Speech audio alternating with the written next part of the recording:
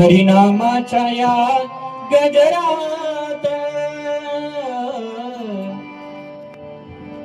हरिनामाच्या या गजरात, हो जाऊ रंगून या भजनात, हो जाऊ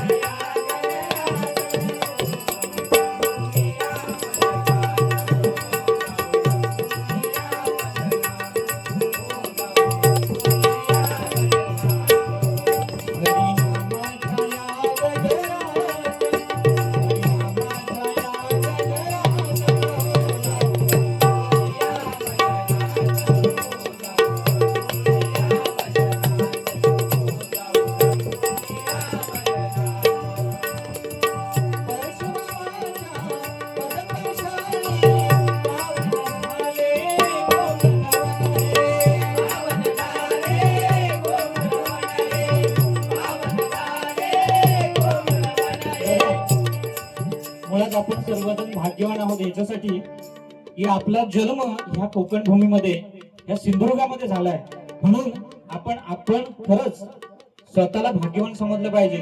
कारण या कोकण भूमीमध्ये बघा, आज भजन पूजन कीर्तन माझा दशावतार हे सगळं चालतं. नाहीतर आज जर गृहप्रवेश असला असता तर म्हणजे घाटावर हे तमाशा वगैरे हे असू दे, त्यांच्याप्रमाणे ते चालतंय. पण आपण कुठेतरी ही आपली संस्कृती आहे ही जर टिकवली पाहिजे तर असे भजन पूजन कार्यक्रम आणि अशा पवित्र दिवशी सुद्धा हे झाले पाहिजेत. नाहीतर पूर्वीच्या काळात असायचं, हो नारायणांची पूजा घालायची, म्हणजे सार्वजनिक पूजेबद्दल बोलतोय, नाहीतर इकडे आले ना आमचेच काढून गेले असं नको. सत्यनारायणाची पूजा असल्यानंतर म्हणजे सार्वजनिक पूजा असल्यानंतर आता रात्री जागर कसा करायचा असायची भजन. पण साधारण 12 वाजले की प्रत्येक जण आपली घराची वाट, मग बाबा कोण ठराविक जण मग काय करायचे, चालायचा तो 4 पानांचा काय असेल ते, किंवा नाही जमलं तर एखादा पिक्चर. कारण त्यावेळी हा व्हॉट्सअप किंवा एवढं सोशल मीडिया नव्हतं, त्याच्यामुळे पिक्चर, आणि तो सुद्धा सत्यनारायणाचा आणि त्याचा काही संबंध नाही अशा प्रकारचा पिक्चर. आता सुद्धा काय चाललंय बघा, पूर्वीच्या काळी साधारण 7 वाजले की शुभम करोती कल्याणम प्रत्येक घरामध्ये चालायचं, बरोबर ना काका? झोप येते.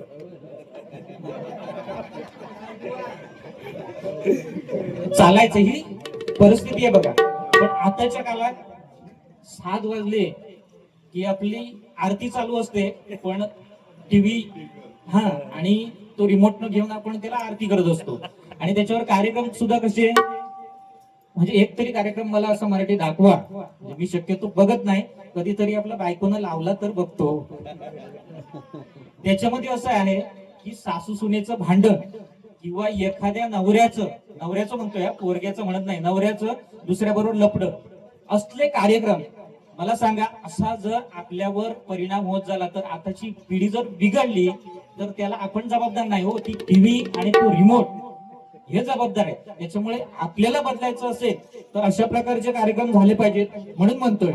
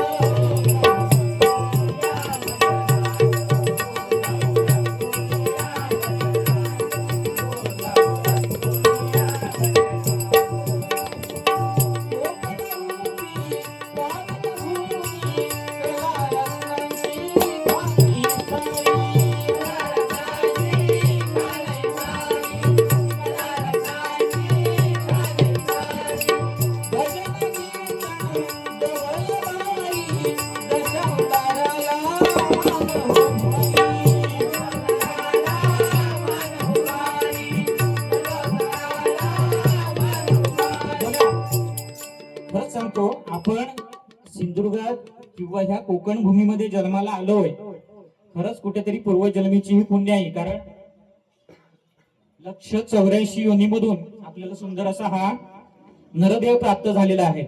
आणि हा नरदेव आपण जर सिद्ध करायचं असेल किंवा त्याच्यातनं तारून जायचं असेल तर भक्तीशिवाय पर्याय नाही हो, लक्षात घ्या. भक्ती आपण काय म्हणतो की बाबा भक्ती केल्यानंतर म्हणजे कुठल्या तरी देवाची भक्ती केल्यानंतर आपल्याला अपेक्षा असते की मला त्याच्यातनं मिळाला पाहिजे, बंगला झालाय वरती झाला पाहिजे, त्याच्यावरती झाला पाहिजे, त्याच्या बाजूला झाला पाहिजे, अशी अपेक्षा असतेच काका, बरोबर ना. मुलाचं लग्न झालं त्याला झालं पाहिजे, त्याला परत झालं, ही सगळी अपेक्षा आपल्याकडनं असते हो. पण परमेश्वराला ते अपेक्षित नाही. परमेश्वराला अपेक्षित आहे आपला भाव त्याच्याप्रती किती आहे, हे फार अपेक्षित आहे परमेश्वराला. आपली फक्त अपेक्षा आपले ते काय म्हणतो ते एक झालाय पाठ म्हणजे जन्माला आलोय, परत जाणार कधी, राम नाम सत्य हे आपल्या हातात नाही ताई, ते त्या परमेश्वराच्या हातात. ज्यावेळी जन्माला आलोय त्यावेळीच मृत्यूला आपण घेऊन आलेलो आहे. तरी पण हे मधलं जे चित्र रंगवायचं असेल ते असंच नाही ना, त्याच्यामध्ये रंग भरायला पाहिजे, तर आयुष्याचं आपलं खरं सोनं आहे हो. नाहीतर जगतोय, सगळेजण जगतायत. मी म्हटलं ना 84 लक्ष योनी आणि त्याच्यामध्ये हा सुंदर असा आपला नरदेव. मग भक्ती हा मनाचा व्यायाम आहे. भक्ती आपण म्हणतो की मला त्याच्यातनं हे मिळालं पाहिजे, ते मिळालं पाहिजे, काही नाही. आता बघा आपण सगळे म्हणजे आमची कीर्तन भक्ती चालली आहे, नवविधा भक्ती, आणि त्याच्यातलं हा कीर्तन आम्ही करतो, हे कीर्तन, आणि तुम्ही करता ही श्रवण भक्ती, बरोबर ना. आमच्यापेक्षा तुम्हाला त्याचं पुण्य जास्त आहे. त्याच्यामुळे हे नवविधा भक्ती चालले पाहिजे. भक्ती हा मनाचा व्यायाम आहे. आपण म्हणतो की काय जरी झालं, कोण कोण आता बाबा पण आलेत ना, ते आलेत ना नाशिकला, हे चाललंय भरपूर. पण आपण ह्या कलियुगामध्ये साधू संतांना ओळखलं पाहिजे हो. आपण म्हणतोय काय, जन्माला मला आई वडिलांनी घातलं, काका बरोबर आहे, बरोबर आहे, सांगा हो, जन्माला आई वडिलांनी घातलंय, सांगा ना, बोला ना ताई, बोला ना, जन्माला आई वडिलांनी घातलंय नक्की. मी तुमच्या विरोधात आहे. जर परमेश्वराच्या मनात आलं नसतं तर दीपक खुर्डेला 18 डिसेंबरला जन्माला घातलंच नसतो. किती जरी ठरवलं असतं तरी, सीझरिंग करायचं जरी असलं तरी, डॉक्टर असं तुम्ही सांगितलं मला 12 वाजून 5 मिनिटांचे, ते डॉक्टर म्हणजे पण परमेश्वरच आहे हो. त्याच्यामुळे त्याच्या जर मनात आलं, नाहीतर त्याच्या जर मनात असलं तर, आता बघतोय ना आपण, म्हणजे मुलगी किंवा मुलगा जन्मताच येतोय, त्याला कावीळ होते, त्याची कुठली तरी एक किडनी बाद होते, म्हणजे जन्मताच हे प्रकार होत चाललेले आहेत. काय झालंय, कलियुग आहे आणि कलियुगाचा हा असाच फेरा असणार आहे. त्याच्यामुळे नंतर एक भजन आहे ना, थोडस विसरून गेलोय, नाहीतर ते ठीक आहे.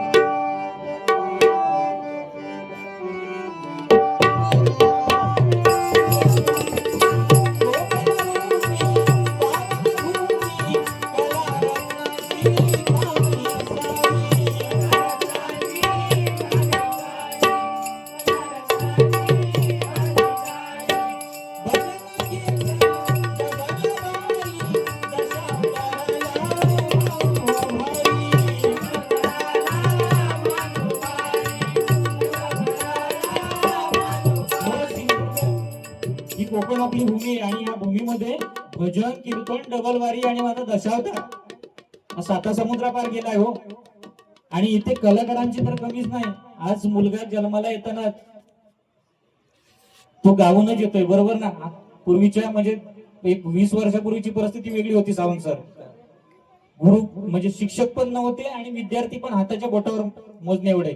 आज 4 वर्षाची 5 वर्षाची मुलं एवढी तरबेज आहेत आपल्या म्हणजे संगीतामध्ये, प्रश्नच नाही. कारण काय, वय मर्यादा आता कमी होत चाललेली आहे हो.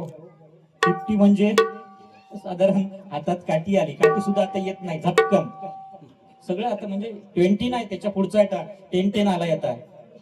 हा 20 पण गेला आता जमाना. त्याच्यामुळे ह्या आपल्या कोकण भूमीमध्ये बरेचसे भजनी कलावंत, कृष्णा पवार बुवा, आज खरंच आठवण येते त्यांची. खर तर सिंधुदुर्गामध्ये क्लासिकल म्हणजे भजन जर कोणी सुरुवात केली असेल तर आपल्या गोटसगावचे कैलासवासी कृष्णा पवार बुवा, त्याच्यानंतर माझा लोकराजा कैलासवासी सुधीर कलिंगण. ही खरी तर आपली कमाई आहे हो, नाहीतर येतोय ना गाढव सुद्धा जन्माला येतोय ना, पण काय अर्थ आहे काय सांगा? पाठीवर दिलं तेवढंच घेऊन जाणार. पण आपण ह्या जन्माला येऊन काहीतरी त्या जन्माचं सार्थक केलं पाहिजे, म्हणून अशा प्रकारचे कार्यक्रम दादा झाले पाहिजे. म्हणून म्हणतो कोकण रूपी पावनभूमी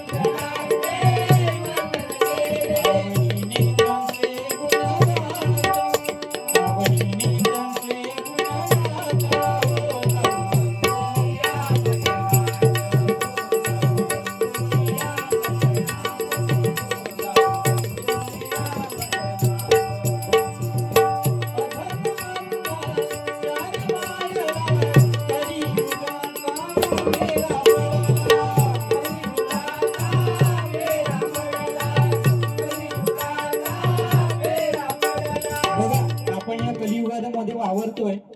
आणि आपण आता मला वाटतं 15 दिवस किंवा 8 दिवसामधील गोष्ट असेल हो, त्या पुण्यामधली माहिती आहे ना की 4 वर्षाच्या ती चिमुकलीला एका नराधामाने त्याच्यावर अत्याचार करून तिचा खून केला. हे कलियुगात घडतंय. त्याच्यामुळे आज आपल्याला स्वावलंबी बनलं पाहिजे. कोणीतरी अशी पोस्ट टाकली होती की मला जर द्यायचं असेल तर हातामध्ये काय द्या, बंदूक द्या. खरी गरज आहे हो, कारण आज आपली मुलगी सुरक्षित नाही आहे. लक्षात घ्या, मी कुणावर टीका करत नाही, पण थोडस आपण सुद्धा त्याला जबाबदार आहोत. कारण फॅशनचा जमाना आहे हो. आजकाल एवढे म्हणजे शॉर्ट कपडे घालायचे, जास्तीत जास्त शॉर्ट, म्हणजे ती मोठ्यातली मोठी म्हणजे फॅशन. आणि त्याच्यावर जर कुठेतरी फाटलेली असेल तर त्याची किंमत 100% त्या पॅन्टची किंमत जास्त. हे कलियुग आहे, लक्षात घ्या. आणि अशा प्रकारचं म्हणजे आजकाल टिकली ही गेलीच. राग मानून घेऊ नका, सत्य आहे. आणि आपण कुठेतरी बदललं पाहिजे, कारण शासन आहे, सगळ्या गोष्टी आहेत, पण आपणच जर कुठे बदललं नाही तर ती राजे किंवा ते शासन काही करणार नाही हो. आपली जर मुलगी सुरक्षित आपल्या घरामध्ये पाहिजे तर तिला शिक्षण पण त्याच प्रकारचं दिलं पाहिजे. आपल्याकडे काय झालंय, पिझ्झा, बर्गर, चायनीज, बिर्याणी, हे सगळे प्रकार वाढले. त्याच्यामुळे आज मुलांना ताकद सुद्धा नाही हो. पूर्वीचे बघा ना, 4 दगड सहज उचलत होतात. आज या साहेबांना सांगितलं 1 दगड उचल, जमणार नाही. कारण काय, पिझ्झा आणि बर्गर. मग आपली मुलं कशी सुदृढ होतो, कशी त्या नराधामांचा मुकाबला करतील सांगा?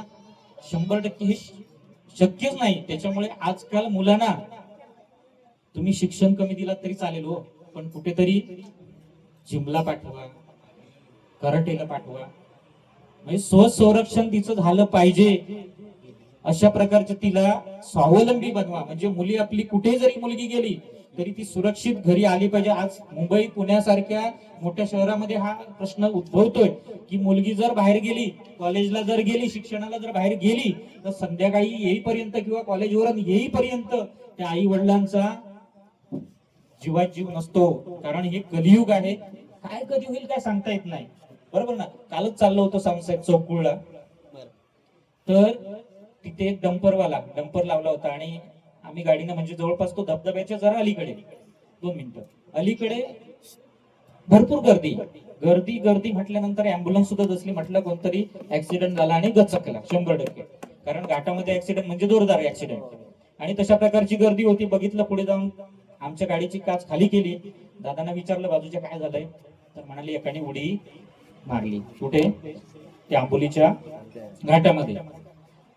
चौकुळला गेलो तिथे समजलं कुडतरकर नामक ती व्यक्ती होती आणि डंपर चालक होता तो. म्हणजे कला पण त्याच्याकडे होती. डंपर चालक होता. 5 वर्ष काहीतरी लग्न झाली होती, पण वैवाहिक नैराश्य आणि त्याच्यातनं त्यांनी आपला जीव संपवला. हे एवढ्यापर्यंत आज आपली मदत चालली आहे. व तो आपल्याला ह्या 84 लक्ष योनीमधून हा सुंदर असा नरदेह मिळालेला आहे आणि तो आपण असाच वाया घालवायचा का? सांगा नाही ना. 100% नाही. हे देवाला हे तर परमेश्वराला अपेक्षित नाही आहे म्हणून म्हणतोय.